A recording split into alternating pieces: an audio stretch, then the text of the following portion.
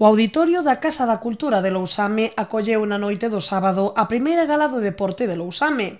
un recoñecemento aos grandes deportistas que hai en Lousame e que moita xente deste mesmo municipio nin os coñecen, tal e como explicou a alcaldesa Teresa Villaverde, quen confirmou que o evento tería continuidade nos próximos anos. Unha gala na que o gran premio foi para os atletas Marcos Mallo Figueira, coñecido como Toski, e Fernando Pérez Fernández Dete, galardoados como os mellores deportistas de Lousame no ano 2014.